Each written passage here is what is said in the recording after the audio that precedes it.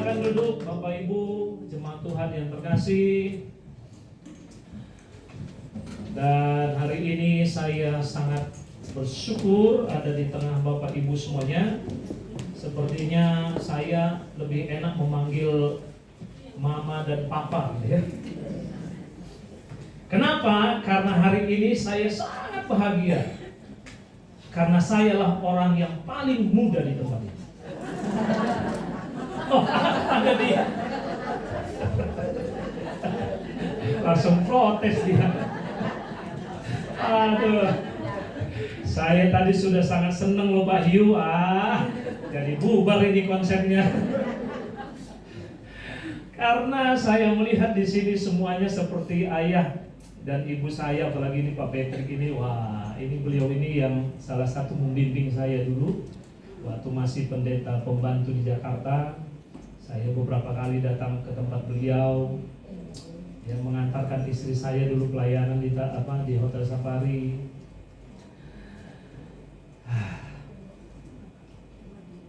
Dan yang kedua, saya jadi teringat masa kecil saya. Karena saya ini yatim piatu.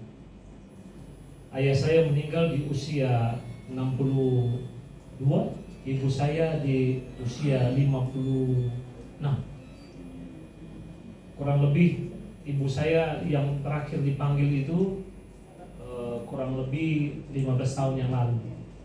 Jadi saya tidak punya sandaran untuk nangis, tidak punya sandaran untuk berkeluh kesah.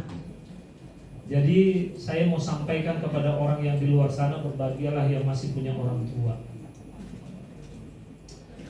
Oke Pak, gak usah nangis Pak, enggak, hanya pilu saja. Baik, Mama Bapak semua sehat? Amin. Itu yang lebih penting, amin? Amin. Iya. Tadi saya kesini, saya tanya yang penjadwal jam berapa ibadahnya, jam 10. 9 saya cepet-cepet dari rumah. Cepet-cepet. Karena saya tahu biasanya Oma dan Opa, Mama dan Bapak itu biasanya kalau ibadah umas itu pasti datangnya cepet-cepet. Benar saja, saya sampai parkiran. Itu nyambut tamunya ada 10 orang di depan. Saya bilang, waduh udah ada penyambut tamu ini. Semua pakai putih-putih lagi kan. Wah, jangan-jangan malaikat udah jemput saya gitu. Iya, wah benar saja. Saya nyampe 9.30, semua saya lihat antusias, semangat, wah on fire semua dalam mengikut Tuhan. Berikan tepuk tangan yang meriah lagi. Tuhan luar biasa ya. Ada satu kebenaran firman Tuhan yang saya mau bawakan kepada kita. Temanya yaitu berjalan bersama Tuhan. Oh iya, sorry, ada yang belum kenal saya?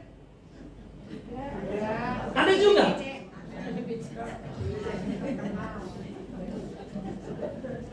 Kalau belum kenal saya, maka saya akan turun dari mimbar ini. Mak, Pak, nama saya Matius Ginting, ada di situ, ya. Saya asli dari Sumatera Utara, dilempar ke tanah Jawa, Kota Bogor. Ya, saya punya istri satu. Tadi ikut jarinya, satu. Anak kami 3. Ya, usia muda begini, saya punya anak asuh itu banyak, dan puji Tuhannya, saya sudah menikmati menimang cucu. Jangan salah. Ini saya lebih keren daripada Mama dan Bapak. Cucu saya 9. Nggak percaya, saya juga kagak percaya. Itu dari anak-anak asuh gitu loh. Anak asuh saya itu ada di Panti Asuhan Benih Iman namanya. Generasi yang pertama itu saya mulai dari 2006. Jadi mereka sudah pada besar, sudah pada menikah dan sudah punya anak. Nah, itu cucu saya. Gitu loh. Jadi kurang lebih ada 9, coba bayangkan. Jadi sudah menikmati nimang cucu nih.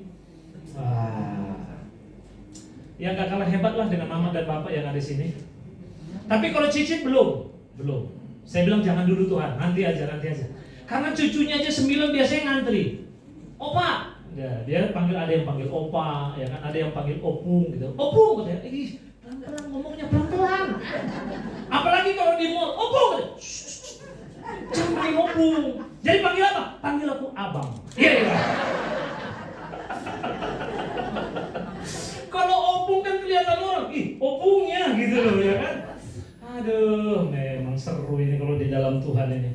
Baik, berjalan bersama Tuhan. Slide yang kedua, ayat yang saya akan ambil untuk kita semuanya adalah dari Mazmur pasal yang ke-25, ayat yang kelima. Kita baca sama-sama. 2, 3, ya. Bawalah aku berjalan dalam kebenaran-Mu dan ajarlah aku, sebab Engkaulah Allah yang menyelamatkan aku. Engkau ku nanti-nantikan sepanjang hari. Maka dengarkan bahwa firman Tuhan ini berbicara tentang seorang pemazmur yang berkata kepada Tuhan, yang berkata kepada Allahnya, bawalah aku berjalan dalam kebenaran-Mu dan ajarlah aku. Kata bawa dan ajar ini artinya pemazmur menyerahkan seluruh hidupnya kepada Tuhan. Kata ajar dan bawa di sini artinya pemazmur menyadari penuh bahwa dia tidak ada apa-apanya kalau tidak ada Tuhan. Kata bawa dan ajar itu artinya pemazmur mau memberitahukan kepada semua orang bahwa saya dan mama bapak yang ada di tempat ini ada sampai hari ini semua karena anugerah dan kebaikan. Kasih tepuk tangan yang meriah. Pemazmur itu menyadari, makanya dia bilang bawa saja aku Tuhan ke jalan-jalan-Mu. Ajar saja aku Tuhan. Aku mau ikut apa yang Kau mau, terserah. Nggak ngeyel-ngeyel seperti orang Kristen zaman sekarang, ngeyel. Nyinyir. Waduh, ngomong di sini. Wah, TikToker juga. Saya baru tahu ada kata nyinyir di oma-oma. Wah, ada ya? Waduh, bilang sama dia, minggir Wir. Tahu juga loh. Iya kan? Wah, maunya orang Kristen sekarang kan banyak ngeyel, banyak nyinyir, banyak protes, kepo. Bilang sama dia, dikasih hidup aja lu syukur. Iya kan? Dikasih hidup aja syukur gitu loh. Coba kalau nggak dikasih hidup, ya kan? Saya baru merenung begitu saya dikasih jadwal UMAS. Kalau di Bogor ini memang saya baru sekali ini, tapi di beberapa daerah saya berapa kali melayani UMAS. Saya senangnya luar biasa. Kenapa? Karena biasanya semangat oma dan opa itu melebihi anak-anak muda. Kasih tepuk tangan dong sekali lagi. Mana fotografer? Coba Pak Benteng minta tolong Pak dari depan Pak. Ini ada sedikit ini Pak. Wih, ini mantap ini Pak. Pasti viral. Pak, angkat dua-dua tangannya coba. Wih, belum, buru-buru angkat. Angkat tangannya, kasih lope begini. Coba dilihat Pak Rusli bilang saya mau datang ke Humas. Iya kan, rupanya oma dan opa di sini luar biasa juga ya. Aduh, jadi pemazmur ini kasih tahu tidak ada apa-apanya. Makanya temanya dikasih berjalanlah bersama Tuhan. Orang tidak akan merasakan kedamaian kalau tidak dekat dengan Tuhan. Orang tidak akan merasakan sukacita kalau dia tidak dekat dengan Tuhan. Orang tidak akan merasa panjang umur kalau tidak ada berkat Tuhan dalam hidupnya. Jadi hal yang pertama yang saya mau sampaikan, kalau kita mau berjalan dengan Tuhan, slide yang berikutnya, izinkan Dia yang memimpin kita. Ini perlu biasanya. Kalau orang sudah rohaninya lebih tinggi, nggak mau dipimpin. Itu sebelah. Tadi saya lewat dari tol itu, kita kan ke kiri, itu yang ke kanan lah, ke kanan. Apalagi biasanya dia sudah banyak pengalaman. Dia akan bilang, garam, gula, semua sudah menikmatin. Sudah menikmatin semuanya. Saya ini penuh dengan pengalaman. Wah, itu sulit diajarin tuh. Bicara tentang Alkitab, dia bilang, dari kitab Kejadian sampai Wahyu, saya hafal semuanya. Yang nulis juga saya tahu. Orang lain sekolah teologi S1, S2, S3, saya S4. Mana ada? Sulit biasanya. Tapi bagi orang Kristen, kita diajarkan untuk berjalan bersama dengan Tuhan dan izinkan Dia yang memimpin. Kita hanya ngikut saja. Ketika bangsa Israel berjalan di padang gurun, maka Tuhan itu hadir menjadi seperti tiang awan dan tiang api. Dan Alkitab mencatat itu yang menuntun mereka, itu yang memimpin mereka. Jadi saya mau memastikan bahwa ketika Tuhan yang memimpin hidup saya dan hidup mama dan bapak, kalau Tuhan yang memimpin hidup kita, sekalipun orang meninggalkan kita, sekalipun dunia tidak memberikan yang terbaik kepada kita, sekalipun keluarga meninggalkan kita, sekalipun orang mengecewakan kita, kalau Tuhan yang pimpin hidup kita akan aman dan tenang. Kasih tepuk tangan yang meriah. Jangan saja Tuhan yang memimpin. Manusia itu tidak ada yang setia seperti Tuhan. Tidak ada. Saya sedang bergumul ini, maaf sekali Pak ya, maaf. Saya sedang bergumul, ada satu jemaat yang kita layani di Bogor. Dia punya ayah sudah usia 72 tahun. Tidak bisa ngapa-ngapain. Anak dua, laki-laki dua. Dan ini seorang ayah ini nggak bisa ngapa-ngapain. Dan biasanya kan yang rawat orang tua itu biasanya cenderung anak wanita. Ini anak cowok. Menantu kagak punya. Coba bayangkan, kita sedang bergumul dengan ini, bapak ini, supaya bagaimana dia bisa dilayani. Bisa dilayani. Saya mau kasih tahu, dunia ini mengecewakan. Ya, dunia ini mengecewakan. Tapi Tuhan adalah sahabat yang sejati. Jadi izinkan Dia memimpin saya, memimpin bapak dan ibu, memimpin mama dan papa. Pasti jalan-jalan yang biasanya kita anggap sulit, jalan-jalan yang biasanya tidak masuk akal kita, Tuhan akan memberikan pertolongan tepat pada waktunya. Kasih tepuk tangan yang meriah sekali lagi untuk Tuhan. Lalu yang kedua, lanjut Pak. Supaya biarkan Tuhan, kita berjalan bersama Tuhan, supaya Tuhan dipermuliakan, Bapa dipermuliakan. Tadi sebenarnya saya sudah siapkan slide. Ada satu gambar yang cukup menarik. Cuma saya nggak tahu, sampai di ruang pastori 10.45 tadi saya mau kirim PPT-nya ke Ibu Lilis. Begitu saya cek, ini korban yang lain. Ya elah, saya bilang sama multimedia, tolong diganti dulu gitu. Diganti dulu. Tadi ada gambar yang menarik. Satu, jadi sebuah pegunungan. Cukup menarik itu sebuah pegunungan, tapi ada rumah di atasnya. Nah, saya mau mengibaratkan kalau kita mau naik ke puncak. Siapa yang pernah ke puncak? Nah, sudah pernah semua. Kalau nggak pernah ya kita ke puncak sekarang gitu. Tapi sudah pernah ya sudahlah, saya selamat. Kalau mama dan bapak naik ke puncak, biasanya di area perkebunan teh itu kita akan melihat seamparan semua kebun teh hijau semuanya. Dan kalau ada satu rumah saja di tengah kebun teh, maka mata kita pasti melihat itu, betul nggak? Pasti. Begitu kita naik ke puncak, lihat kebun teh, kalau ada pemandangan yang berbeda, yang tidak hijau, ada rumah misalnya warna biru, warna merah, itu pasti kita lihat itu.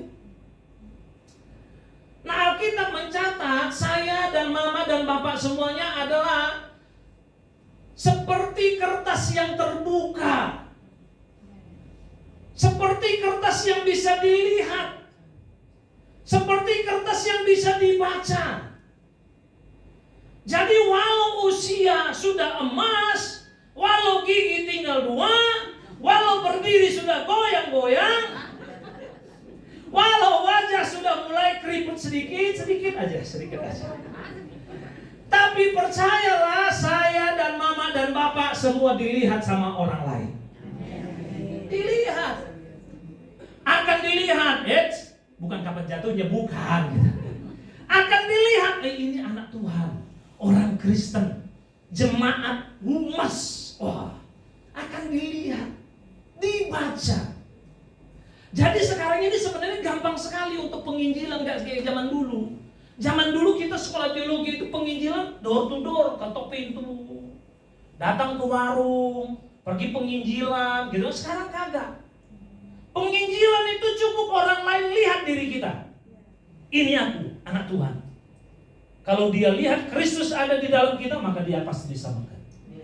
Tapi kalau dia lihat di dalam diri kita bukannya Kristus, roh yang lain, pagi-pagi sudah kesetanan, siang-siang kesurupan, malam-malam kagak sadar-sadar.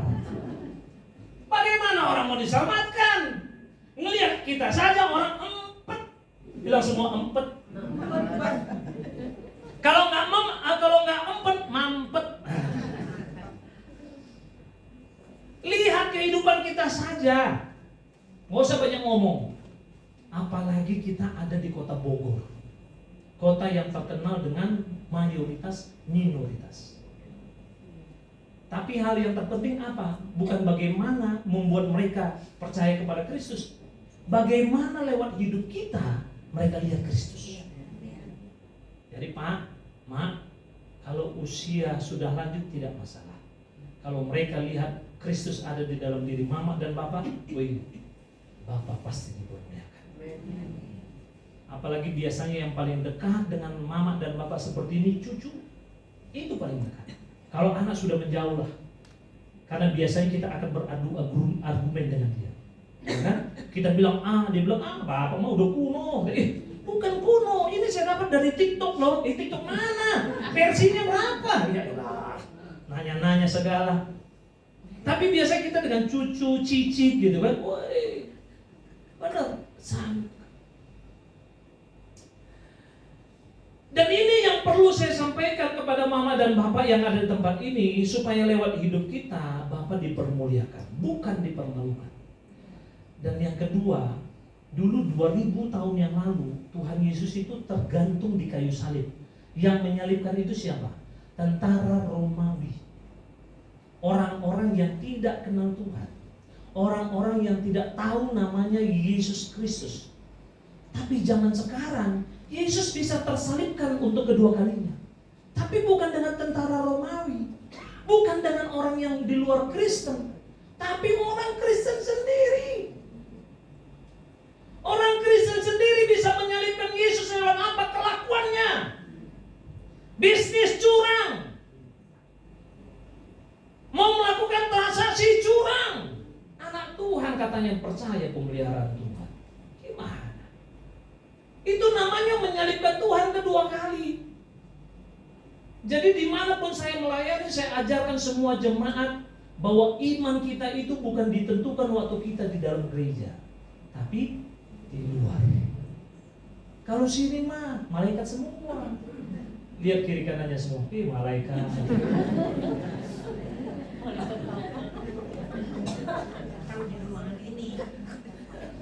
Ibu itu baru bilang, lu malaikat baru sana aja lo, dari kuntilanak. Aduh. Kan enak supaya ibadah sukacita, pulang dengan sukacita, gembira. Kasih tepuk tangan dulu yang meriah bagi Tuhan. Persoalannya saya bingung hari ini. Kagak ada teman di depan, coba dibiarin sendiri saya. Dan biasanya selesai acara ibadah, biasanya pasti yang minta foto-foto. Yang minta foto, oma-oma lagi. Ya elah Pak, GR banget katanya. Oma-oma tau GR, coba dari mana itu? Oke, untuk menutup ibadah hari ini, karena waktunya sudah habis, coba slide yang terakhir Pak. Kita baca sama-sama. 2, 3, ya. Berjalanlah bersama Tuhan, karena ada rencana Tuhan yang indah. Kasih tepuk tangan yang meriah bagi Tuhan. Mari kita sama-sama bangkit berdiri di hadapan Tuhan. Saya rindu